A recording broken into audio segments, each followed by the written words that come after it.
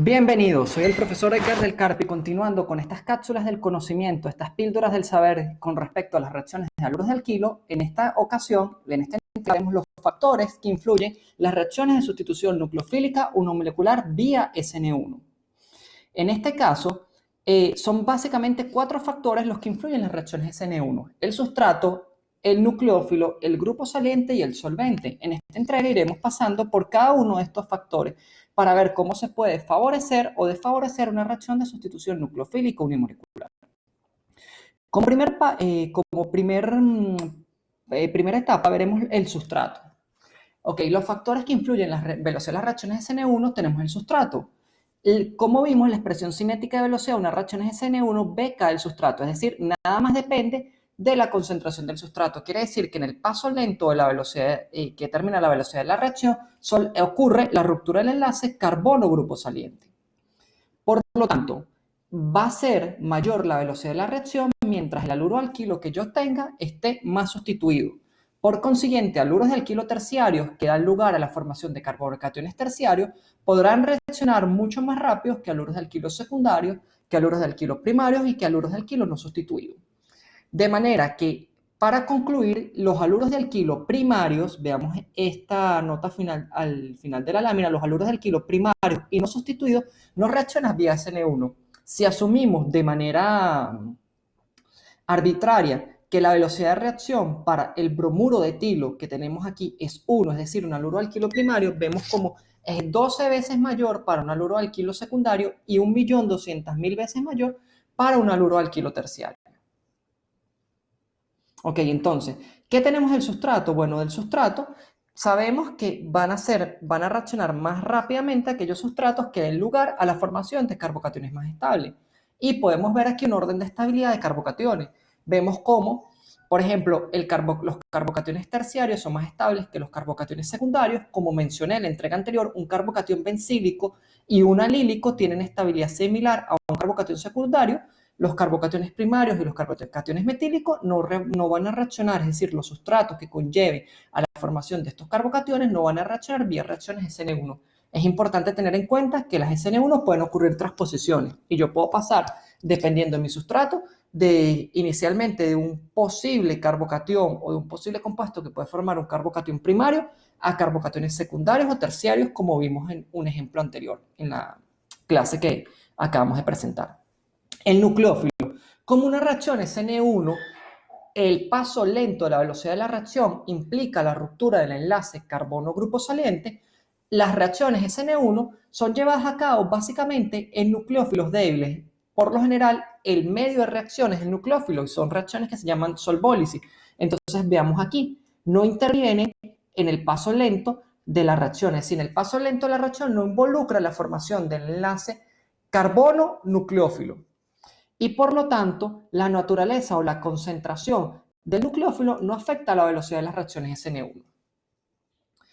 Generalmente, como les mencioné, ocurre en lo que son solvólisis. Una solvólisis es cuando el medio de reacción es el nucleófilo. Otro factor muy importante y que a veces se tiende a olvidar es el grupo saliente. Vamos a hablar un poco más acerca de los grupos salientes. Tanto en las reacciones SN1 como SN2 es necesario que yo tenga un buen grupo saliente en la molécula.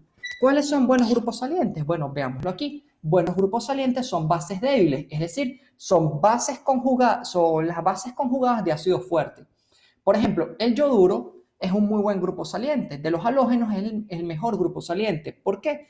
Porque la carga negativa que se forma cuando él abandone una molécula de haluro alquilo está dispersa en una mayor nube electrónica, mientras que el fluoruro es un mal grupo saliente porque esta carga negativa va a estar dispuesta en una pequeña nube electrónica. ¿Qué hace un mal grupo saliente? Sencillamente va a poder él volver a actuar como nucleófilo, desplazando al nucleófilo que acaba de ingresar a una molécula, o sencillamente va a poder tomar un hidrógeno del carbono beta para formar un doble enlace, un alqueno. Más adelante veremos las reacciones de eliminación y la competencia que existen entre las reacciones de sustitución nucleofílico no molecular y las reacciones de eliminación unimolecular.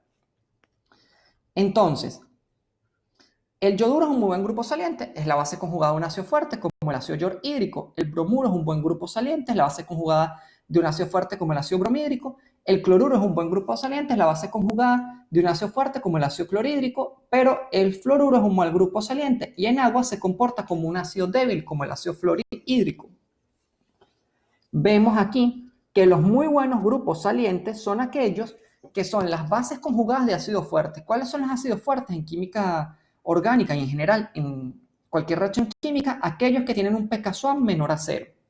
Entonces, los compuestos que tengan un pKa menor a 0, como vimos en el tema de acidez y basicidad, son aquellos que van a generar que fácilmente pierden su protón y generan bases conjugadas muy estables, que no son reactivas.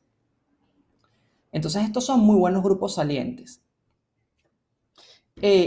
Aquí tenemos otros buenos grupos salientes, generalmente entre pKa 9.1 y 10.6, y los que tienen un pKa, los ácidos que tienen un pKa mayor a 15, implica que dan lugar a bases conjugadas muy fuertes y por lo tanto son malos grupos salientes.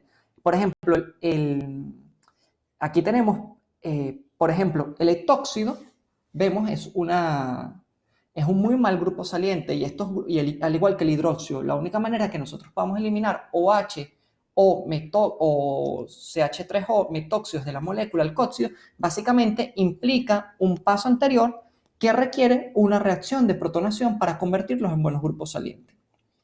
Generalmente, un buen grupo saliente es una base conjugada, una base conjugada de un ácido que tenga un pKa menor a 5. Podemos ver esto mismo en función de los pKb. Sabemos que mientras el pKb de una sustancia es menor, son bases mucho más fuertes. Por ejemplo, el amiduro tiene un pKb de menos 21, significa que es una base exageradamente fuerte y por lo tanto es un muy mal grupo saliente. Entonces, si lo vemos en función del pKb a menor pKb, mayor es la basicidad, por lo tanto el compuesto es un menor grupo saliente. Es un muy mal grupo saliente. Mientras que los buenos grupos salientes tienen pKb elevado. Ustedes lo deciden ver como mejor se les favorezca. Si quieren verlo en función al pKa, a menor pKa, la base conjugada es un mejor grupo saliente. Y si lo ven en pKb, las bases que tengan pKb muy pequeño son muy malos grupos salientes y las que tengan pKb muy grandes son buenos grupos salientes. Esto es sumamente importante y muchas veces la gente no considera el efecto del solvente. Las reacciones SN1, en el paso lento, la velocidad de la reacción, y discúlpenme que sea tan repetitivo, implican la formación de un carbocatión. ¿Qué es un carbocatión? El carbocatión no es más que una especie cargada positivamente.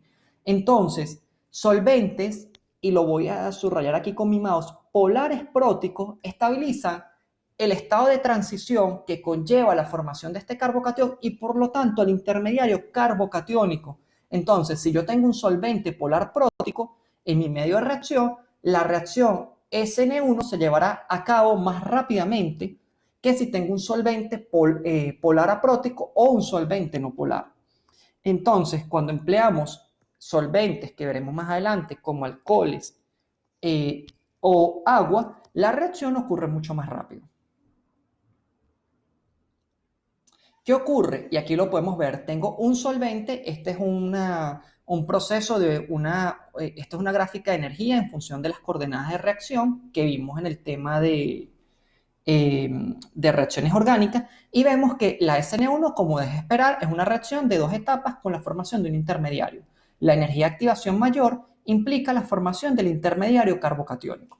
Por lo tanto, si yo tengo un solvente no polar, el intermediario va a tener una mayor energía porque no voy a poder estabilizar ni el estado de transición, las cargas que se generan en este estado de transición no las voy a poder estabilizar, ni el intermediario carbocatiónico que se forma. Mientras que si tengo un solvente polar, voy a poder estabilizar el estado de transición que genera este solvente, especialmente si tengo un solvente polar prótico. Esta estabilización es mucho mayor.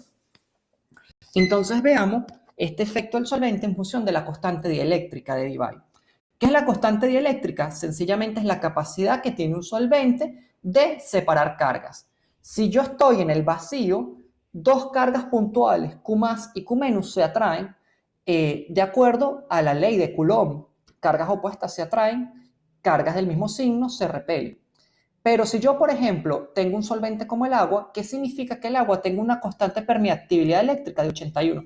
Quiere decir que estas dos cargas eléctricas que yo tenía en el vacío, Q más y Q menos, cuando yo las coloco en un medio como el agua es capaz de solvatar estos iones mediante puentes de hidrógeno, ellas van a interaccionar 81 veces menor que como lo hacían en el vacío. Entonces podemos ver que el agua es un solvente muy polar y es mucho más polar que, por ejemplo, el metanol, que tiene una constante permeabilidad dieléctrica de 33, o que el metanol, que tiene una constante permeabilidad eléctrica de 24.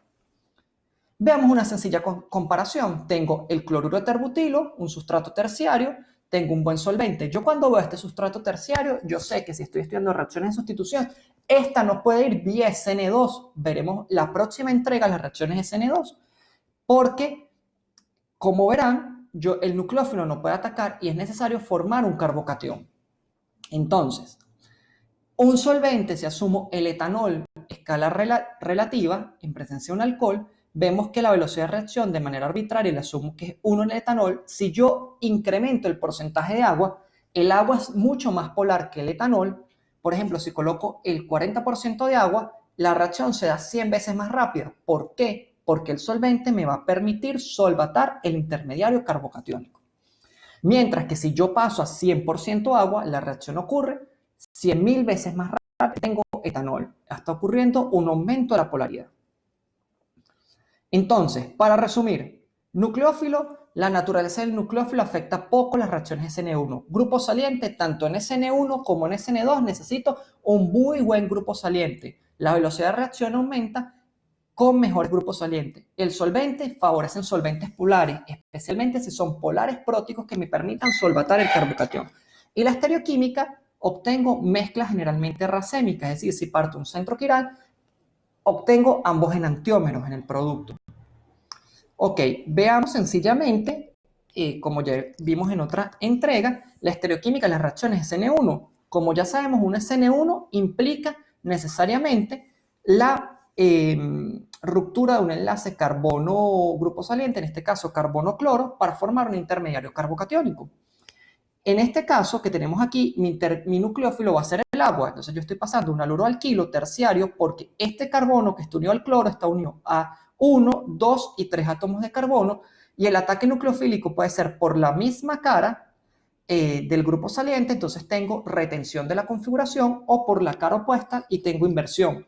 Como les dije, el ataque por la misma cara del grupo saliente en la entrega anterior se ve ligeramente impedido porque él va a tender a imposibilitar este ataque cuando yo tenga el intermediario carbocatiónico. Entonces, por eso, si yo parto un producto R, el producto de retención generalmente es menor al producto de inversión. Pero esto es una manera muy fácil de identificar un SN1 de un SN2. En las SN2 hay 100% de inversión del centro quiral. Un SN2, si yo parto de un grupo de un centro asimétrico R, llego a S. Si yo veo que me dan un ejercicio y tengo un centro quiral R y al final los productos de sustitución es una mezcla de enantiómeros R y S, yo ya sé que eso fue por una reacción de sustitución nucleofílica unimolecular. Y básicamente es por lo que les estoy diciendo. El nucleófilo puede atacar en el intermediario carbocatiónico por ambas caras, en este caso. Y si es muy buen solvatado el grupo saliente, entonces sí voy a dar lugar a una obtención de 50% de ambos enantiómeros. Como vemos, esta es la estereoquímica de las reacciones SN2 y básicamente el grupo saliente puede formar un par iónico y impedir el ataque por la misma cara del grupo saliente, o sea, está parcialmente bloqueado como hemos visto con anterioridad. Para finalizar, les invito a ver el siguiente video en su presentación interactiva disponible en el grupo de Google Classroom para que profundicen más sobre las reacciones SN1. En la próxima entrega comenzaremos a estudiar las reacciones de sustitución nucleofílica bimolecular. Muchas gracias por tu atención